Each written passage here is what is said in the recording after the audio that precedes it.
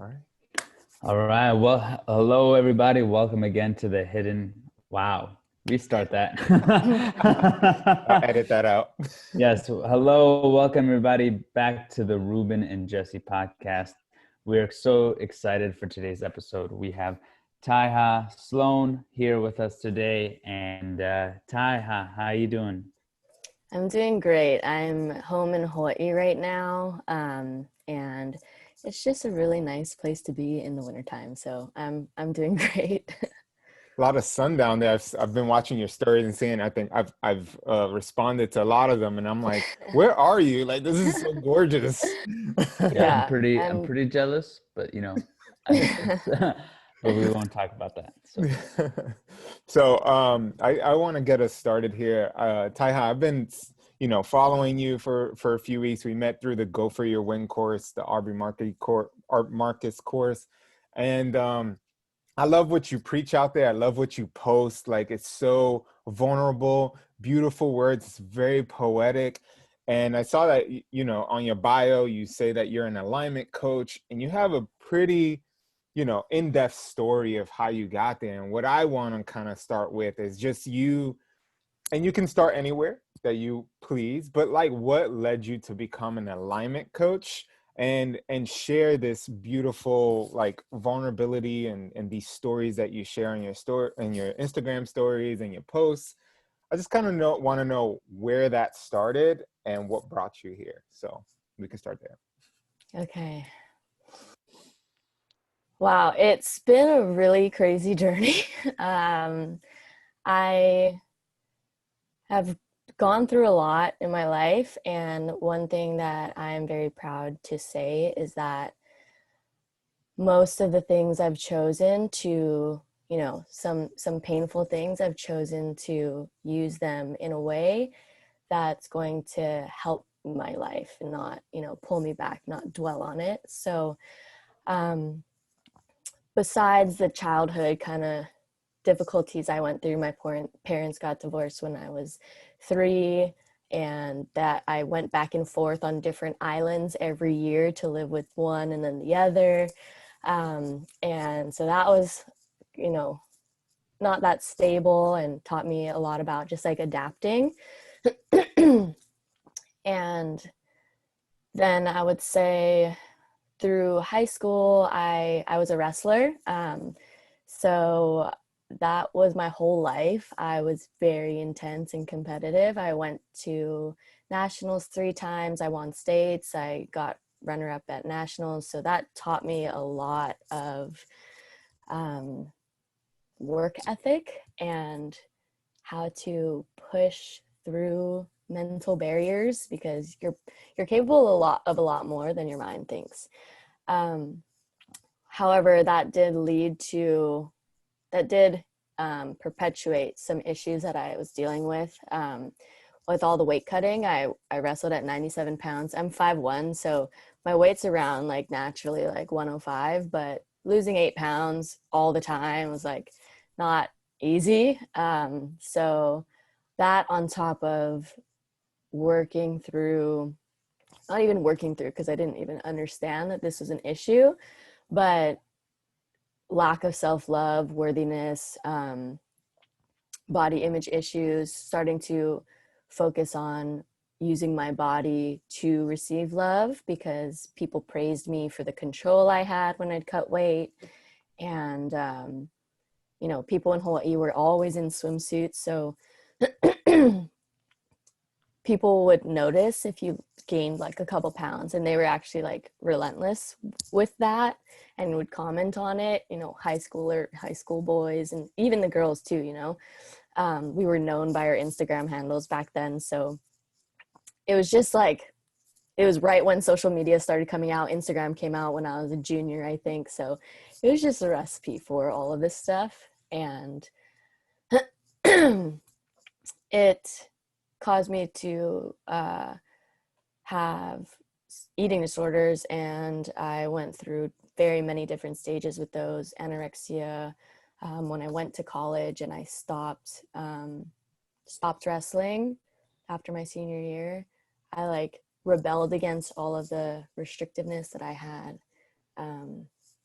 put on myself, and started, throwing up and then binging, and just like these vicious cycles that were really hard to get out of. And I didn't know if I would ever kind of get out of it. But from what I learned through wrestling, I knew that if like this is my life and I controlled how I wanted it to go. So I stopped throwing up, and then it's just been very many, like getting a little better, feeling like I got better because I got into a relationship with somebody who became the filling the void that I was filling with the food. So then I'd stop, and then I'd get like, we'd break up, and then things would kind of be cyclic like that. So there's that whole thing. And I'm very grateful for all of that, as difficult as it was, because it's allowed me to reach a level of compassion that I don't think I would have learned how to reach without going through that stuff for myself and for other people. So as difficult as it was, I've learned so much deeper kind of understanding of, my own intentions behind working out, and like ego-based things and all that kind of stuff. It's been a crazy journey, and I'm happy to say that I am in the best place I have ever been. And it's been a very big jump that I've made in the past 5 months, really. But overall, this past year has been really where I've challenged myself to break those patterns. So there's that. And then I also studied engineering, mechanical engineering. I did I'm smart at math and science, so I'm going to do this because it's going to look good and it's going to make me a lot of money. And within a year of working, I graduated, and then I worked for a year in Silicon Valley, and I had a pretty cool job considering. I worked for a satellite company and on the propulsion team. So I literally got to help launch a satellite, like working in the mission control center and in the middle of the night. So that was really cool. But considering how every day, other than that 2 weeks of the year, I was counting down the seconds to leave, I was like, I cannot do this for the rest of my life. There's no way. And so I started trying to figure out how to get out of it and do something that I would love. And I was thinking, because I was into fitness my whole life, I could do personal training. And so I decided, like, at the end of 2018, I was just going to quit and try to figure out how to be a personal trainer, which is pretty scary because, like, I was making $75K right out of school, and already still really, like, I've always been a frugal person. I've been learning how much of that mindset I inherited from my parents and whatever. So that was a huge jump in, like, the universe seeing how much I trusted that I could follow my heart and that it would be okay. Around the same time, I had a really bad back injury in my low back on my right side. And that, like, it all ties together because I was pushing my body so hard. I was lifting all the time to change my body, really. And I believe that my back pain has been a result of my negative talk about myself. So many years that energy had to go somewhere. So that injury also happened for me because I started I started doing the program of this startup corrective exercise company called Move You. And then I manifested the job with them. So without even trying to, like, having to go to personal training, I got to move down to San Diego. Within a month, I visited them, and then I packed up all my things and I moved down to San Diego, which is where I wanted to live anyways. And then started working for them for a whole year, which was really awesome. And I learned so much about body awareness and body alignment. And that's really where my that was my doorway into mindfulness about everything, right? The more mindful I was about my body, the more mindful I would be of my thoughts.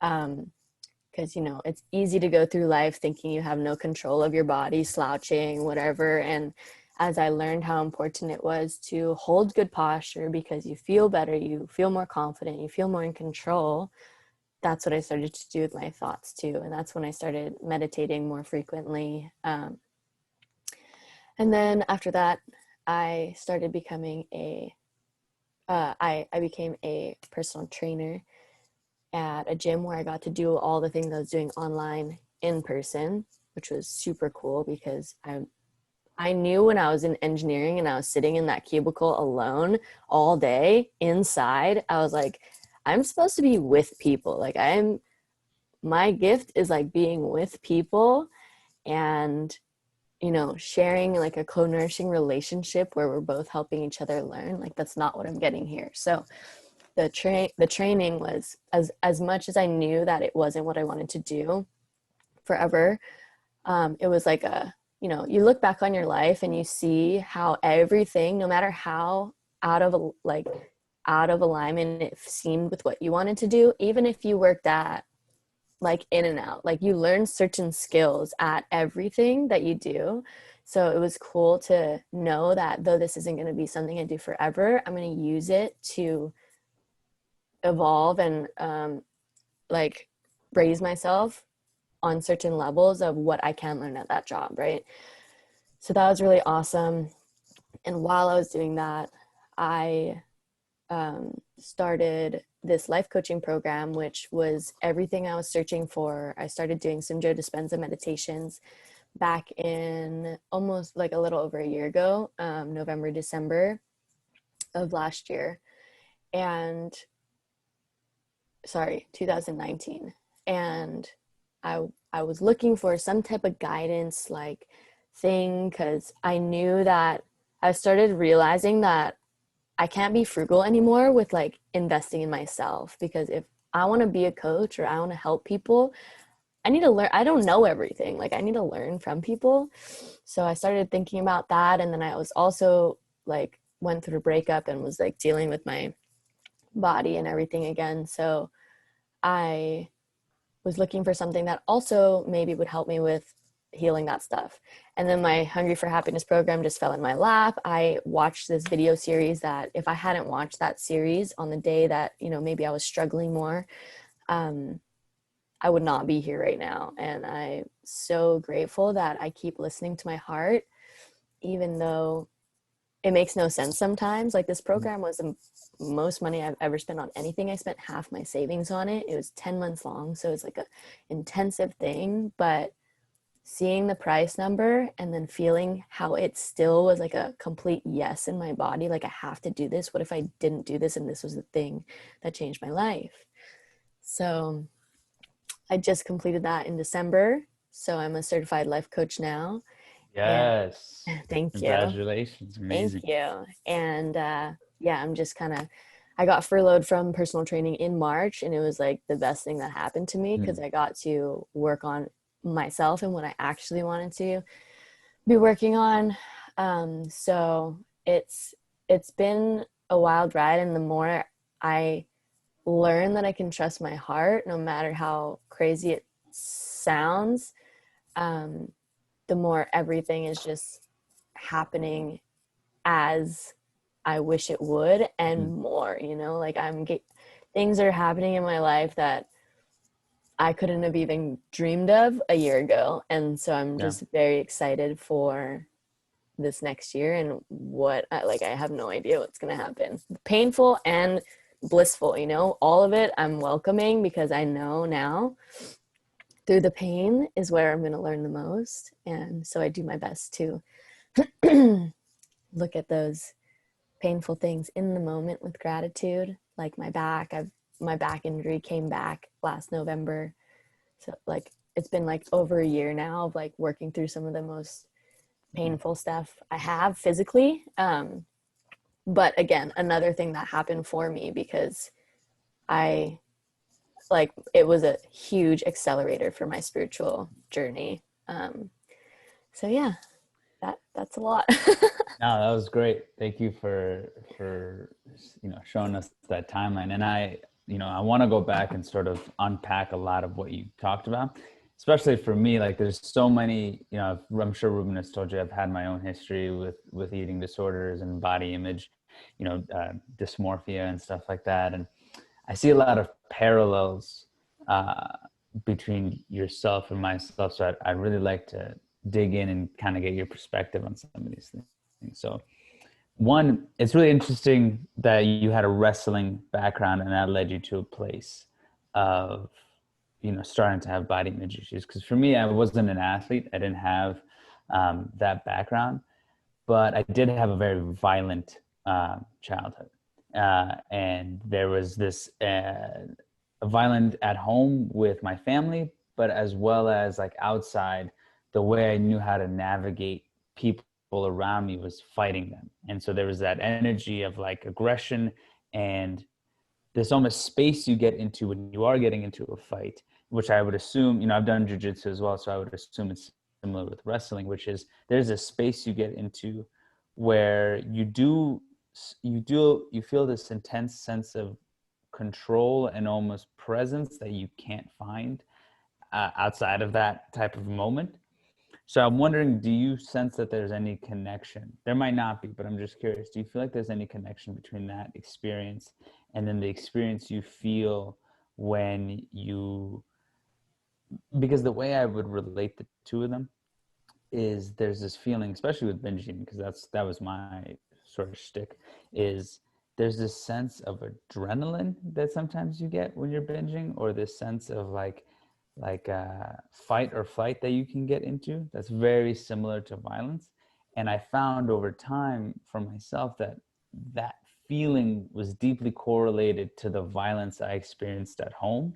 And it was a recreation of that pattern. So however I would feel in the moment of complete like fright of a family member, I would notice I was recreating that experience when I was binging. So I'm just curious if any of those came up for you. Oh yeah, and thank you for sharing that. I've found that when we share or declare things, it loses power over us, So it's been my goal to continuously share the things that I'm scared to share because I know how many other people deal with it. That's what we're here to do. And I'm just very grateful that you are open as well. I completely see all of that. I dealt with a lot of yelling in my childhood, and I think the thing, at least when the anorexia started, not only was I trying to fill or find myself love and validation, but I was also trying to find control. Something that I had utter and complete control with was what I put in my body and how my body looked. So I do think that the instability that I experienced when I was a child caused me to really search for control. And that's one way that I found it. And then your body, like, it can only handle so much. So from basically starving myself for a whole year, I was literally like holding my weight down at like 94 pounds and my weight class was 97. So I still believe that I could have possibly done, like, I lost my junior year semifinals match at States. And had I just been a little stronger, who cares though? But yeah, I was just like, there's no reason that I needed to do that. And my body was not only physically starved, but mentally starved. So it started, rebelling against that, which meant I started overeating and then binging. where it was like an animalistic way of being in those moments where I went through different stages with it, because I still had to make weight for a while after I started doing that. So I'd like control, and then binge, and then whatever. But then in college, when I went to college 2013, after I was done wrestling, I had nothing to like stop me anymore. So I would wake up and I would just not be able to stop eating all day. And that was, I think it was a subconsciously like repressed addiction to suffering of like, when I think about it, I had no idea that it was like maybe attached to that. That's how I experienced it as well. It's like a compulsion to suffer, right? To repeat, because it's familiar when you grow up in an environment that's suffering, you know, if that's your comfort zone. So there's this desire to continue feeling that. Right. And I could look at it as like either way it was suffering, right? Starving myself or binging.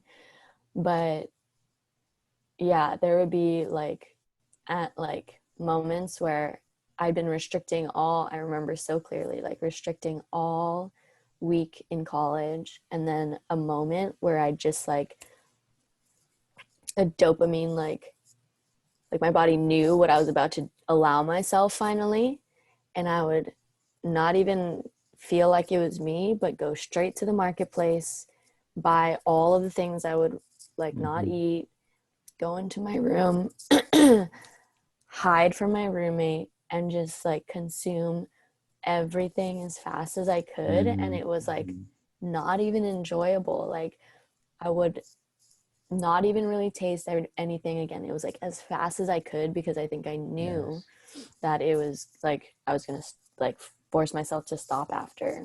And it was like 8,000, 10,000 calories in one sitting. And did you find, I haven't really had a deep conversation with someone else who's had this experience, so I'm so curious, like, did you find that it was this constant oscillation between like, you know, vicious eating, just, lack of control, to then this story that you tell yourself that like, all right, tomorrow I'm going to get on it. I'm gonna start counting my calories. I'm gonna start, taking care of everything. And then you just like do a complete 180. And then that will last for like a certain amount of days, weeks, and then boom, you're right back into the circle. Did you that's find that stuff? exactly it. Yeah. Because, and that would perpetuate or intensify the binge, because it would be like the Last Supper, right? And I would, yes, exactly. Then when it would happen in wrestling, because we would have weigh-ins on Fridays or Saturdays before the tournaments, and then we'd all go out as a team to binge, like so unhealthy. Cutting weight should not be like allowed for anybody, especially children. But after that, I had to make weight the next week, so I would, restrict that whole week, like eating an apple on a day, and then like 800 calories after, like on days where I would be doing like 3-hour practices. Like it's so unsustainable. And until I realized that it was the restriction that was causing the binges, I wasn't going to be able to get out. And so when did you, because if I was to go into my story, when did you start to become aware of what was going on? For me, what I started noticing was that other people didn't have the same relationship with their body or with their food as I did. That was how it started happening. Because I started to notice people when they ate, that like they didn't, like, whether it was healthy or unhealthy, I had the assumption that, oh, well, like, I'm just like this because I care about my health, and I'm like obsessive over these things because I really want to be healthy. But I started to notice that there were people who were really healthy, but they didn't they didn't approach the way they ate their food the way I did. And then another thing was like, there were people who had great energy about them, very loving, compassionate, very like, awakened beings who didn't find this attachment to their body the way I did. And I started to notice that, like, damn, like, is there something going on here that I'm not, that other people aren't necessarily going through the same thing? Is my perception skewed?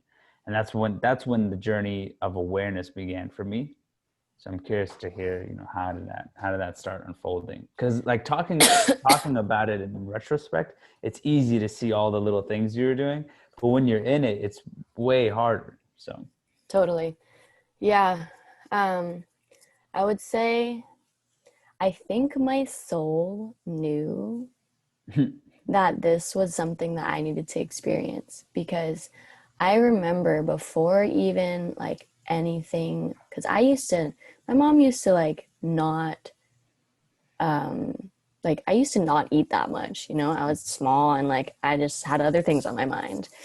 And I remember thinking like, I think it was a way for me to get attention that I wanted when I developed anorexia, because I feel like I almost wanted to develop an eating disorder. And so I feel like I probably knew something was off my whole life, or since it started.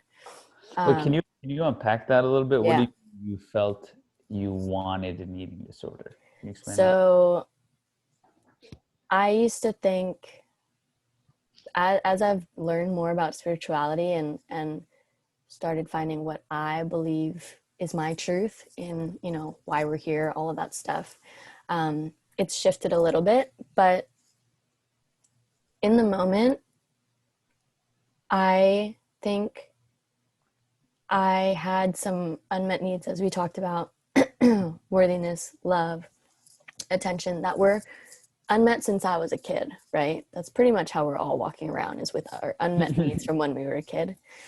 And I thought that, if I had this kind of like painful thing about me, I would, get more attention. So there's that piece of it. And then there's also the attention I would get for being skinny. My boyfriend at the time, I've discovered like the story that I created that caused me to live in these negative self-talk ways of being for so long, after I knew so much of the, like, after I healed a lot of the habits. It was because two of the really important friends in my life when I was 15 said that they were only into really skinny, really fit, really lean girls. So I created this story that if I didn't look that way, I wouldn't be loved, or nobody would think I was attractive. So all of those things together kind of pushed me into this experience. And I was right. I mean, kind of. I did get a lot of attention for my body, which reinforced the like, okay, my body is everything that I am. And I also, the mental parts of it, the mental struggle of it only hurt me. But as I've learned about, why I'm here, I do believe that my soul chose this life and this experience for me to evolve, so that I could go through this difficult thing, so that I can help people. So that's kind of where that came from.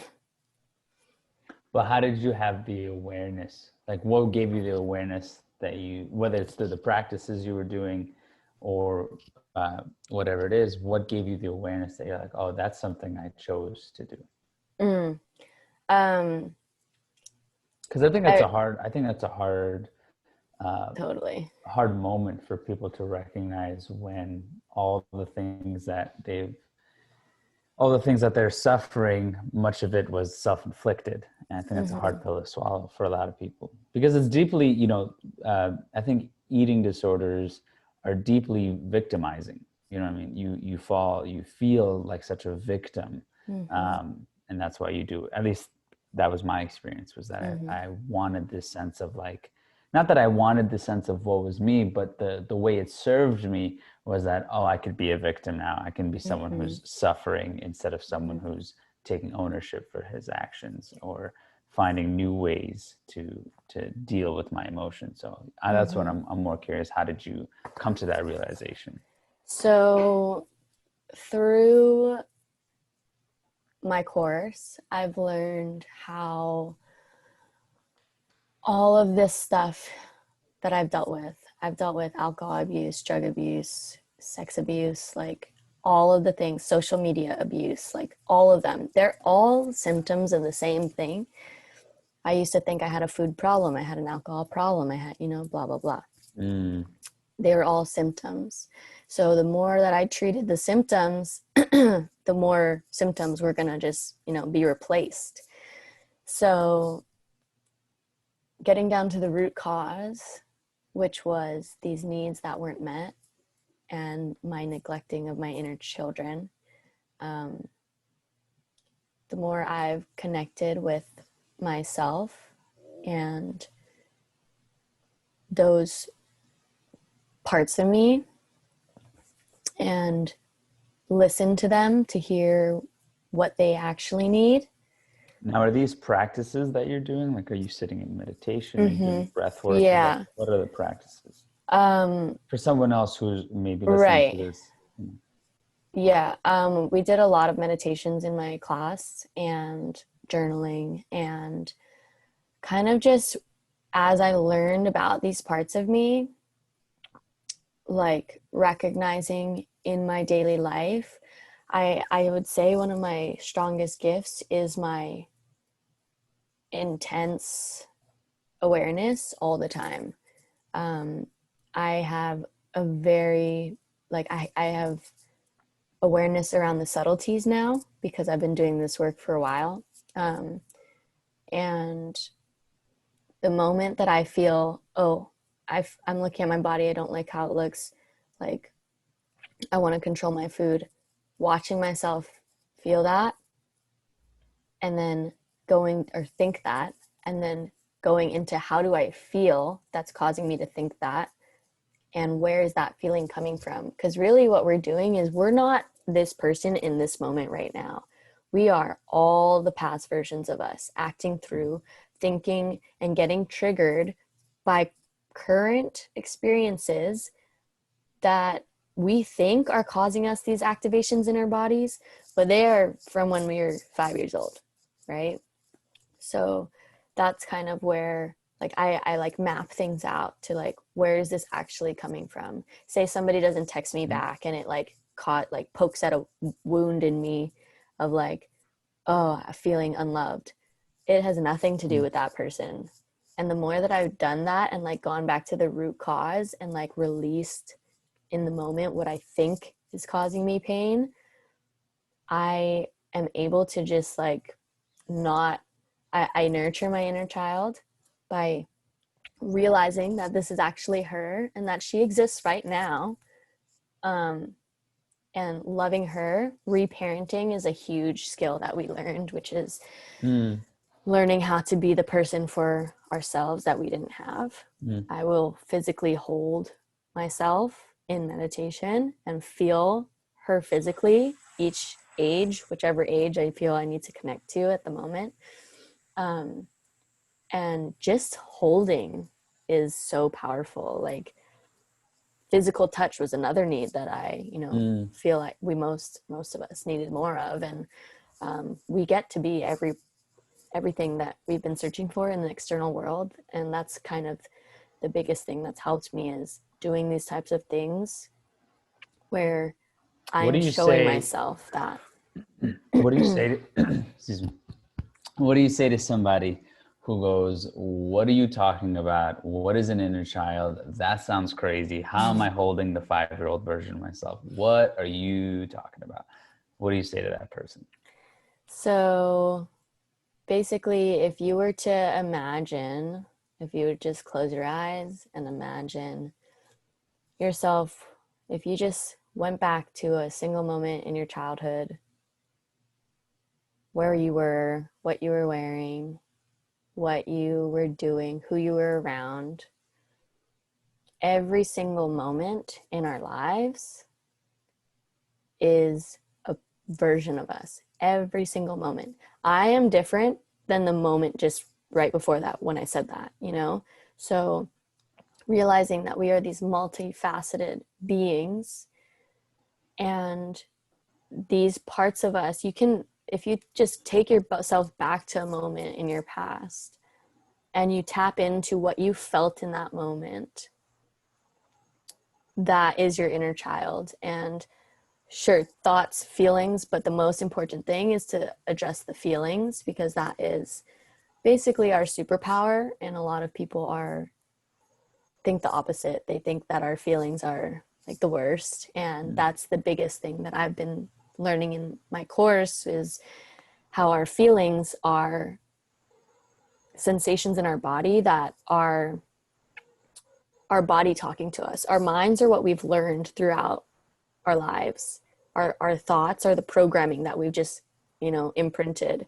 But our feelings have like an innate wisdom. So starting to listen to those. So our inner children had these feelings at certain moments in our life that, stories are created out of. That's another important thing, is to learn how to take radical responsibility for your life. Because if you blame your parents for what they did and that's why you are a bitch now, like that's not, that's not gonna help anybody.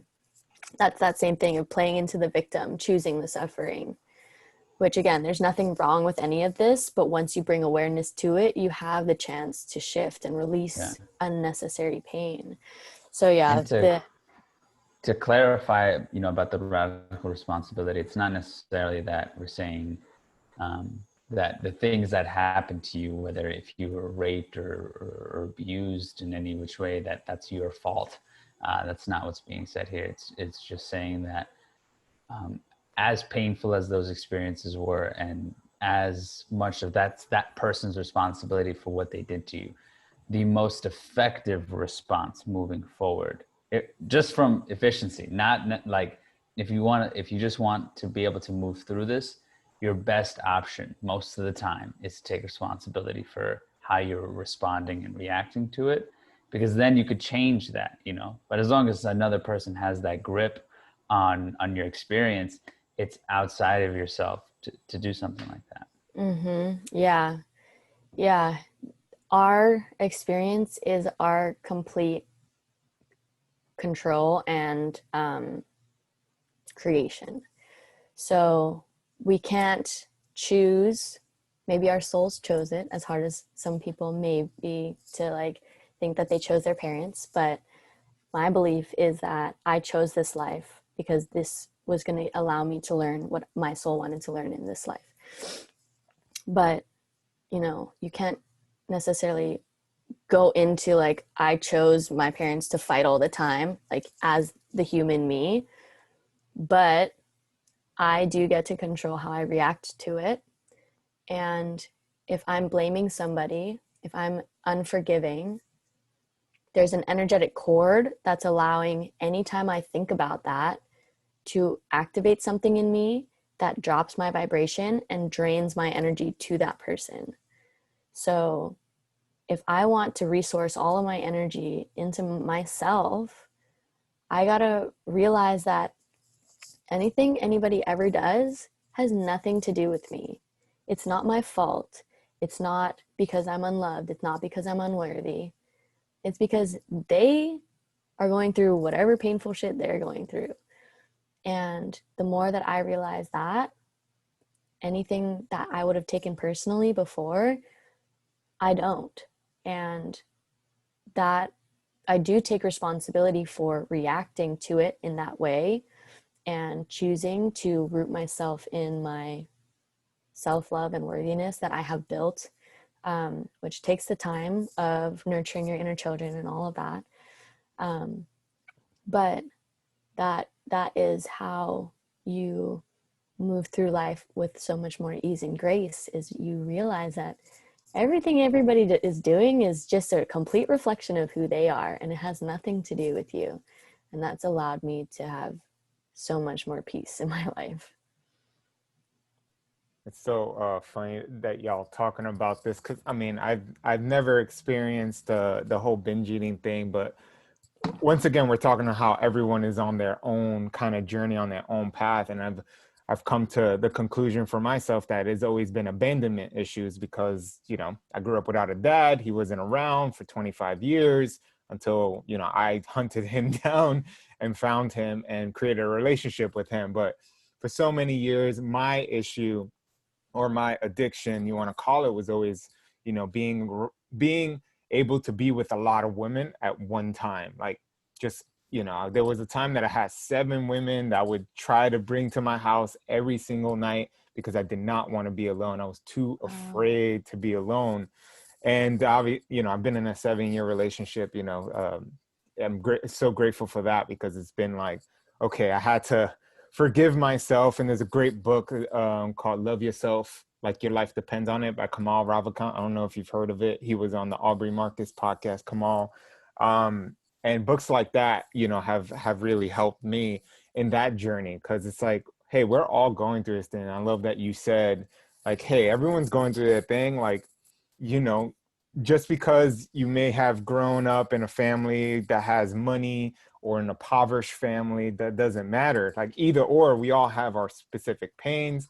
Another book that came to mind when you were talking was The Body Keeps the Score. And it's like, Mm. like our body holds on to it. Like, yeah, mentally you might have gone, move past it, but did your body move past it? Did your heart move past it? So I guess when you talk about like the soul and spirituality, I always think like, oh, that goes back to the heart. Like, is your heart fully capable to accept these things or forgive yourself and forgive these people in your past?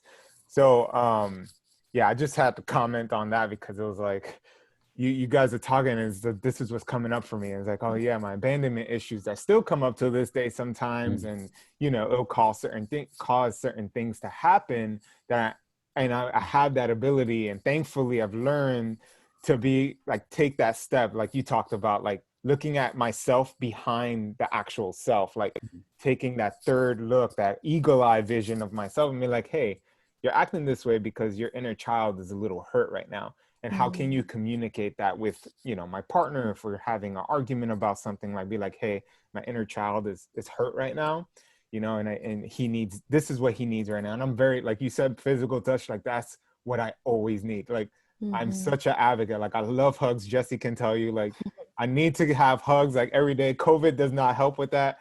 I'm definitely grateful to have a partner who I could just go and like get a big, long, tight hug, because like that's what I need, and that's something that's always going to stick with me. It's never going to change, and I'm completely okay with that. And I always tell other people, like, oh, are you okay with a hug? Or like, Mhm. I just need to be close, like in proximity to people. But I've also learned, and I think, I don't know if you want to talk on this, about that opposite, like being okay with being alone and Mm. understanding that being alone is okay. And I've taken solo trips, as we talked about this on the podcast. Like, as men, we feel like we need more solo time to kind of get our thoughts together. And I call it like canceling out all the tabs in my head, because like there's all these things going on all the freaking time. So I'm like, close the tabs, close the tabs. Okay, I need some alone time. I need to be away from some people, get my shit together, so when I come back, I'm more powerful. I'm able to serve and lead and do all the things I need to do every single day, for my day job, for what we do here in the podcast. And just kind of want to hear from you about taking, like, also looking at the other side of things and being like, that's also okay if you do need to be alone and not Mhm. be with people, if that's kind of like where you need to be because your child is alone, for instance. Mm.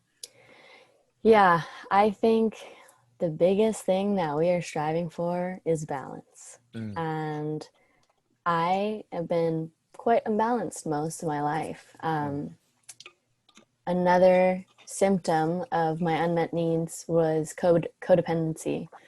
Mhm. Um, and as beautiful as it is to have people who you get to embrace all the time and be with all the time, um, what I've discovered is the most important thing for me to do is to be alone or know that I'm okay alone, and to take trips like that. And I've been doing that more so myself, and I can always improve because I'm also in a relationship and have all these friends that I've found recently that are just like all about this kind of stuff. And it's just so nice to like have people who get it, because not everybody is into this kind of stuff.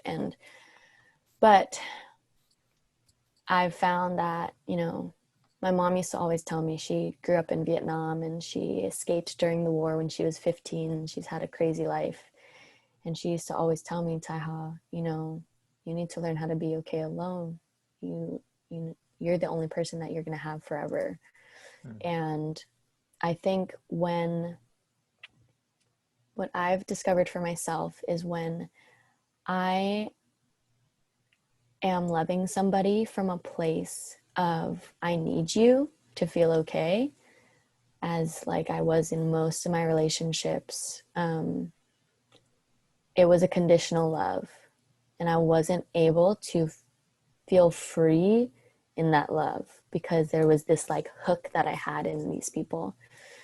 So recently, this past year, I went through a breakup earlier in the year, and that really catapulted me into learning so much with the new tools that I had of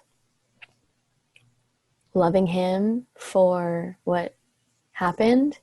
Even though he broke up with me, it was really hard. It was blindsided, like understanding to like, this was my choice to like use this productively, and really learning how to anchor myself in my own worth of like, what he does and says has nothing to do with me. I'm building up that I am worthy no matter what he says, no matter if he doesn't text me back, no matter blah, blah, blah. And as I did that and built that self-worth in myself and hermited myself for 2 months after that breakup, rather than going out with friends, drinking, I've been sober for a year, which has been the best thing I've ever done for myself. Really just being present with myself, learning how to know that I am all that I'll ever need. And as I've built that in myself, I'm able to now show up to my relationships with so much more love, because I'm not asking for anything in return, because I have everything that I need for myself. And again, it's like a dance, and I just scheduled in for Go For Your Win. One of the lessons was like a solitude day, and I haven't done that since like August or something like that. So I scheduled one in because I was like, it's so easy for me to just get like addicted to or scroll through Instagram for time that I do not like. It's not helping me. And I think having those like reset days with none of that stuff and no people and just myself will be very helpful to like remind myself. And yeah, it's hard to do. Oh, It's yeah. not easy, but you have compassion for yourself. That's another big thing that I didn't touch on earlier, was when you're bringing awareness to these things, these ways of being that you have been, you had no idea that it was happening. If you had known what you were causing for yourself, the suffering you were causing for yourself, you would have done differently, but you didn't. So the moment you have awareness, it's so important to look back on all of those ways of being with so much compassion because you were doing your best.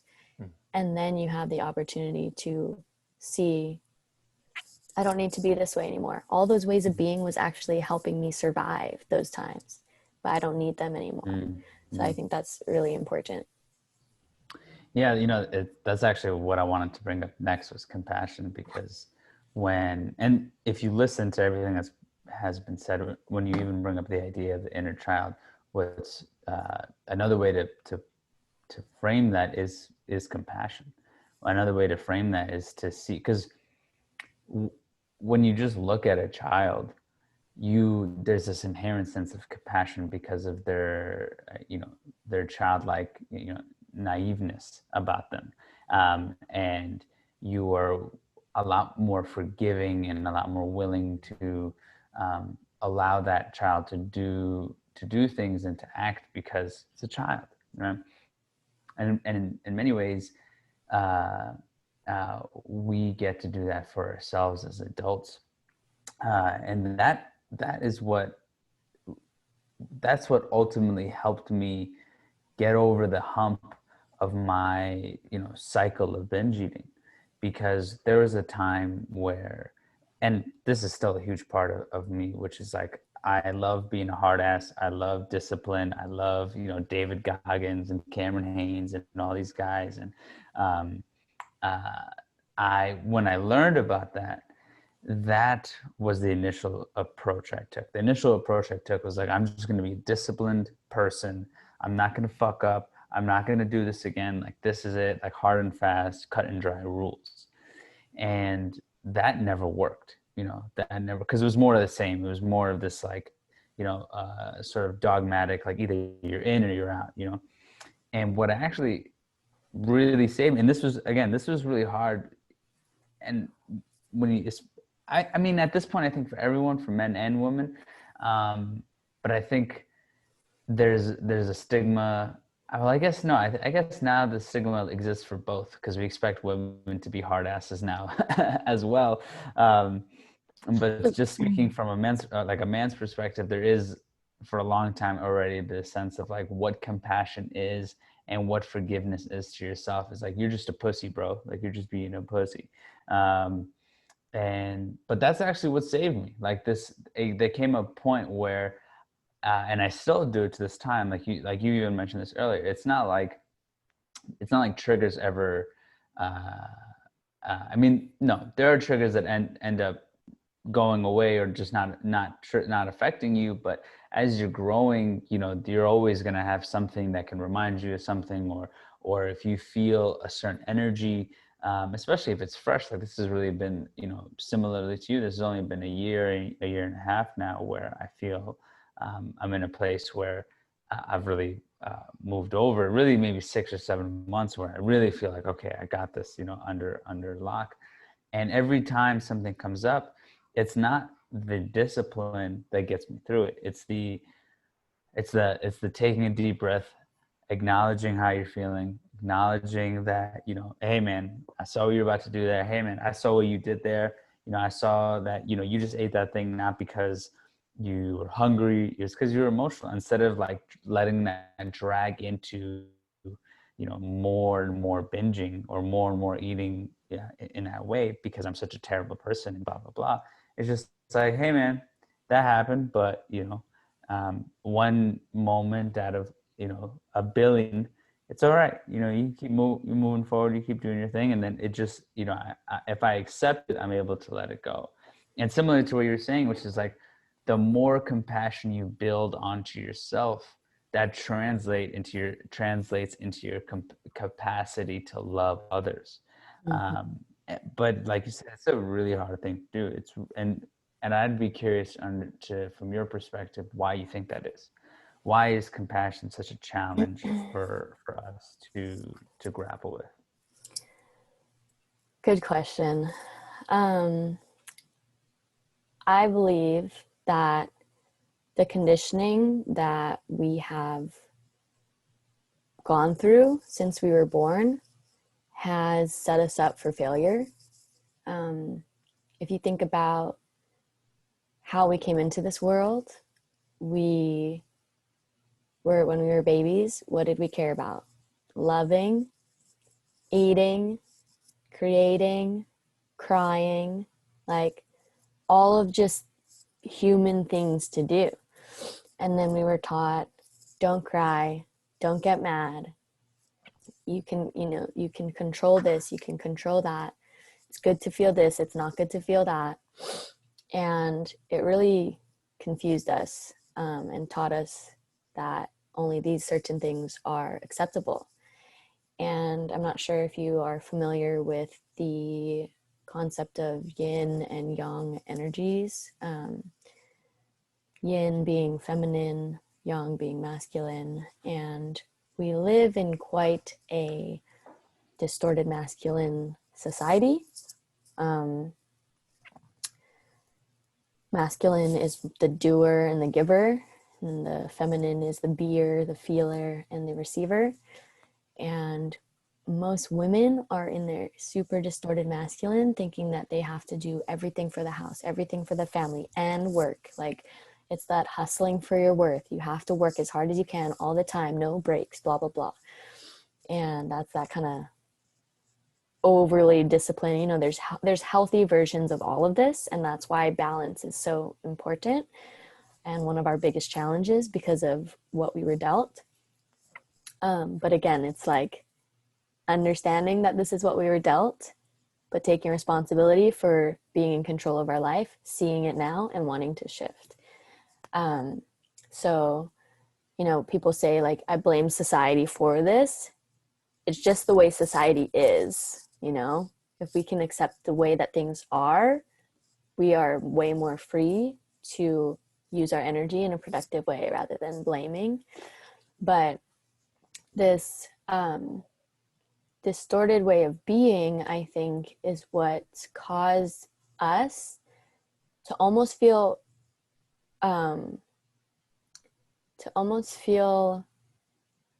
like uncomfortable giving compassion, because that is such a yin trait. We've been taught, you know, this is the way that you actually produce more results. You got to do it this way. If you love yourself, you're going to be lazy, you know? So I think recognizing that and seeing that compassion is actually your doorway to everything that you want rather than the opposite. What I've been learning is literally like, holy shit, everything is totally the opposite of everything that I've ever thought. And being open to that and okay with it, and then finding what works for me, because there are so many important and healthy ways that we need the masculine structure, organization, all of that is so important to live in this world and to get anything done so that we can help people. So finding those healthy versions of both of those energies, and knowing when to use which is the game, is the dance. Yeah, I mean, especially like the idea of allowing things to happen in your life, that's been a huge game changer for the way I approach things, because you're absolutely right. Like, the constant pursuit to control a situation, or the idea that, like, I'm just going to charge forward.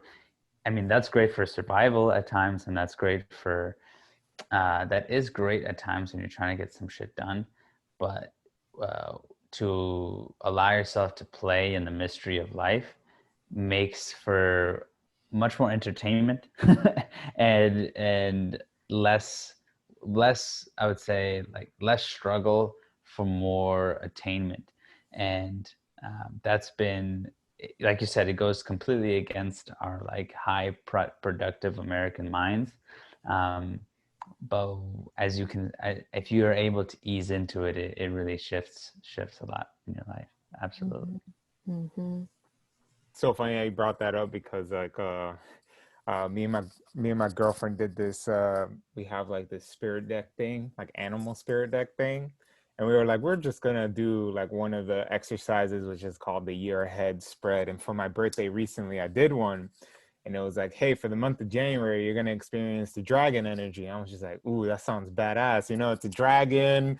We all know how mystical dragon is, and for folks listening, I'm gonna get a little metaphysical here, but and one thing that the dragon energy is about is listening to that higher version of you. And what, in order to even hear that version of you, you need to surrender to life. So like this dragon, because as you know, the dragons are always high in the sky, they look down towards everything else. They tend to see everything. So they're that kind of like yourself behind yourself, kind of what I said earlier, looking beyond that. So it's like, how can I make sure that the start of this year I'm doing more of that? And it's hard. I feel like, and we can kind of go like take it here. Like, for most people, that self-awareness of understanding where I'm at right now. Like, am I too much in my masculine? Am I too much in my feminine? How can I kind of mix both together? And what do I need in this moment that I'm creating? Like, what do I need to bring out? If I'm leading a team, I know I need a little bit more masculine energy. But if I'm listening to my partner discuss her horrible day at work, I know I need to step into my feminine and receive that and just be there with her, be in that present moment. So it's like, how do folks build that self-awareness? Because I know it's taken me like 10 plus years to like build that, to know what's happening at any given time and to be that self-aware. Not all of us have I would say, the gift to be born with that sensitivity where you know, especially like, I mean, for my partner, a lot of the women, I grew up around women. My mom, I have a bunch of aunties, like cousins that are women. So I've always grown up around very intuitive people. But when it comes to like a lot of people I've met over the years, especially being, like you mentioned, in a society that is more masculine driven, a society that's telling women to also be more masculine, I feel like that idea of being intuitive and understanding, like I need to be self-aware right now and know what's going on so I can take action here, or choose to accept it instead of trying to control everything. So I would be curious to hear you say like maybe any practices that folks can do to find that self-awareness in themselves. Mm-hmm. Well, first practice is the compassion, because it's always going to be learning and there's always going to be rooms to improve. I think the most important thing to remember is you're not trying to get anywhere. You're not going to get somewhere where you figured all this out. That's never going to happen. So the more that you can allow yourself to be in this space of like, I don't know what I'm doing, you know, that gives you more room to and energy to practice all of this. Because anytime you're feeling, and I do this all the time, I catch myself doing this all the time because I have so many tools and I know so much, and I still get caught in thinking that I need to be better or whatever, you know, it's that the same negative self-talk kind of stuff. Same thing as like when you're meditating, it's not about not thinking the whole time.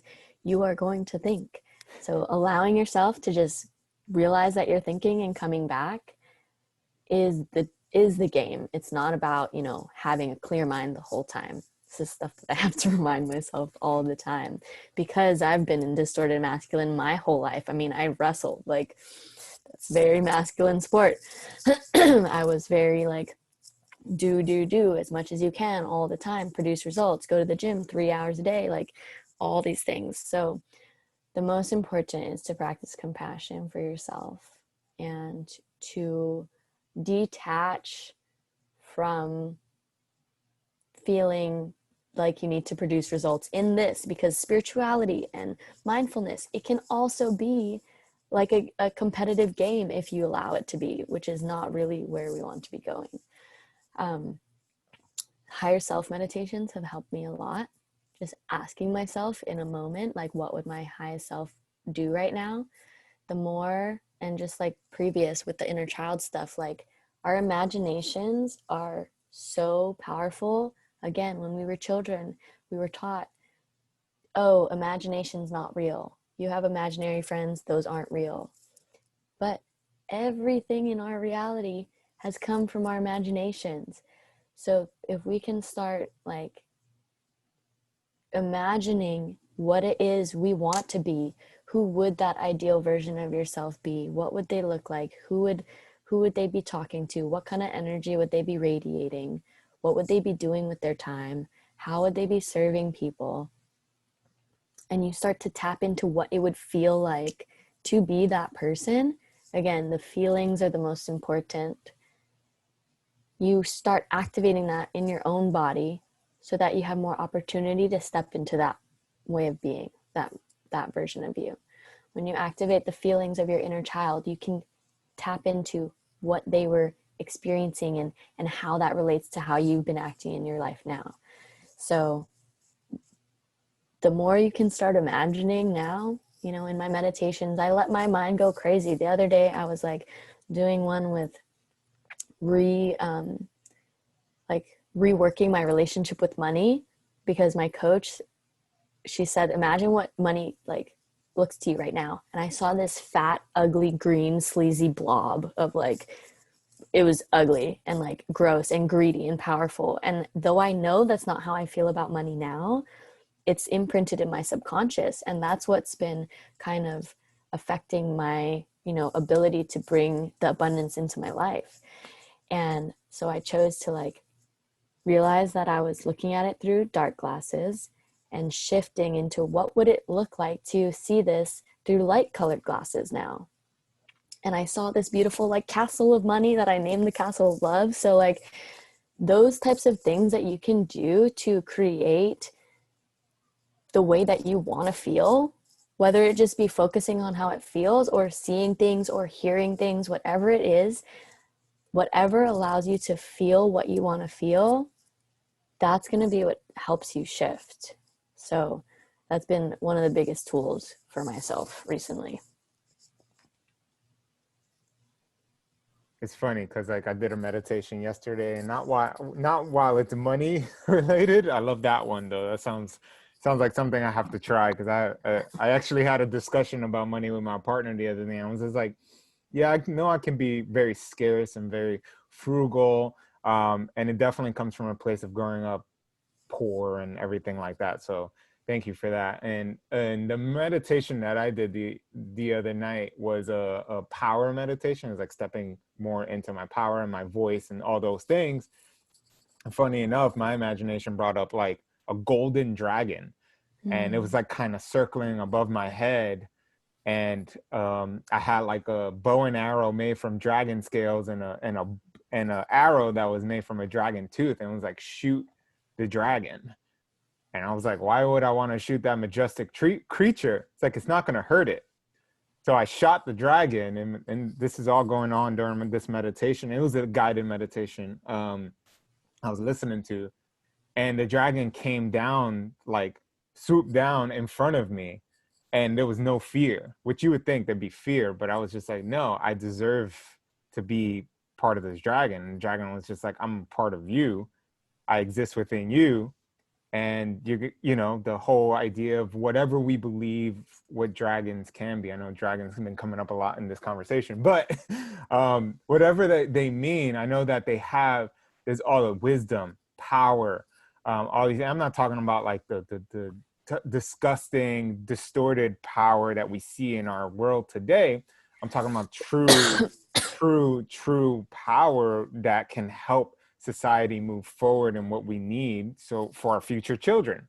I plan to be a father in just a few years, and I'm like, I need to be able to help this world, so that when I have a child, I'm not bringing it into a world that's going to be like, well, you got to figure it out, buddy. Like, let's start that now.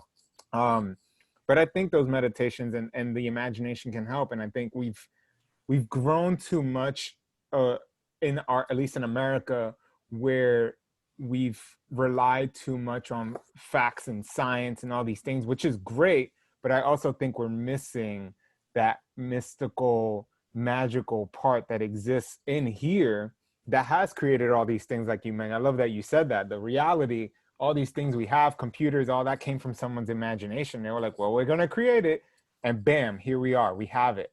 So why are we not doing that right now? I mean, there's very few people doing it, but we're so, oh, we need to make sure that STEM is a thing. We need to make sure that it's all facts and science. And it's like, well, we don't understand so many things. So why are we investing so much in that and de-investing in whether that's the arts? We had a recent podcast with an artist. We named the podcast Art is Everything, because it's like, well, everything that we have also came from creativity and art to a certain extent. They needed people to create this iPhone and this computer and all these things. So why are we not investing in that no more?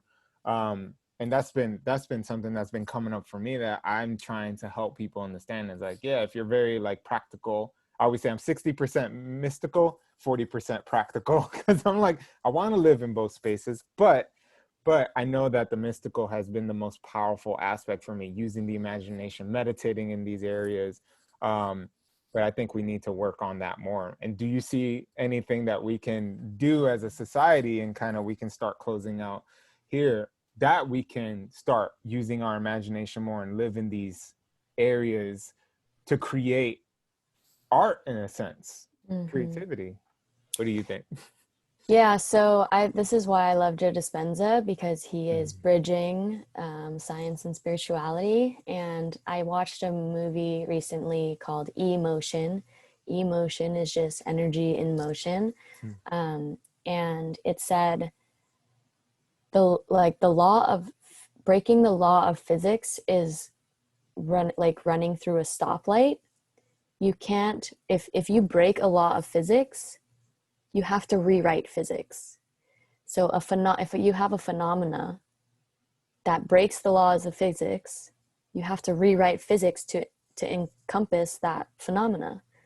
And I think that's not what we've been doing recently with all of that. I think, again, nobody's fault.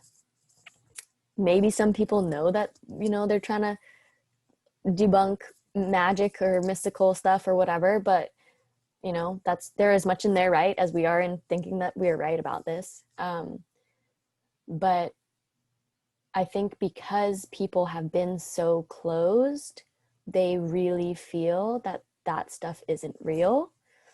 And for myself, I've experienced so much manifestation when I didn't even know what manifestation was. Like that job with Move You, that startup that allowed me to move down to San Diego, it was exactly what I wanted. And it allowed me to leave engineering. It allowed me to work from home. I got to go to CrossFit and surf whenever I wanted. I got to move into the place that I wanted to. I didn't even know that. And that's been happening with so many things in my life where I'm seeing how powerful I am if I choose to feel the way that I want to feel. That would allow me to be in those experiences. So the trick with Joe Dispenza stuff is to, just like earlier, like imagining your higher self, feeling the way that higher self would feel allows you to get closer and closer to that person. Feeling how this perfect job would feel if you were living in that experience now allows that experience to come closer and closer to your reality. And I just think that people don't understand that that's possible. So it's hard because you have to be open to it for it to become possible to yourself, because most people write things off as coincidences and all that. And I think the best thing that we can do is really just lead by example, because people don't like being told that they're wrong or being disagreed with and stuff like that. So what I'm learning is just to allow people to choose to be in whatever they're going to be, because I don't need to fix them. It's been a huge thing, is like learning all these skills and these like things that have helped me so much. I want to help my family. I want to help everyone around me. And I've made mistakes of like trying to do that and then it not working out. So I've learned that the best thing for me to do is just be in my energy that I want to be, allowing that to create the ripple effect by me not doing anything but worrying about myself. And I think that goes for the imagination and the mystical stuff, because it can get pretty far out. What I've learned in the past 6 months, I would have thought I was crazy last year. And I'm just proud of myself for staying open to realizing that I have no idea what's going on. So how can I think that this is this way, So I'm just staying open and knowing that, I don't have to take everything that I read or any like that, like as my truth, but I can see how it feels for me. And if I think it's going to make me feel better and a better person and more kind and whatever, then I'm going to probably take it. And whatever anybody else does is not my problem. Because that's their path and their experience of this world. So I think the most important is just to be worrying about what makes you feel the best, because the higher your vibration is, the higher chance you have of creating a ripple effect that will affect everybody else by you not doing anything but being yourself. Well, thank you so much for that. And ThaiHa, it's been an amazing conversation with you. I definitely want to give you, I know you're with family up in Hawaii, so definitely want to give that time back to you. But before we go, obviously, let the folks know where they can find you, what you're working on right now. If you have anything coming out soon, please share. This is your space. Okay, so you can find me on Instagram, just ThaiHa Sloan. That's like Thailand and haha, ThaiHa Sloan, Sloan.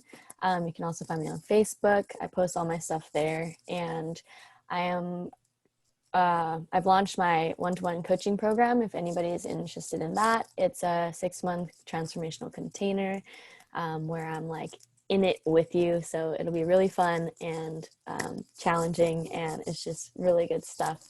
And I love sharing what I've learned that has helped me just basically. I'm living the life of my dreams, and I can't wait to see what else is possible for myself.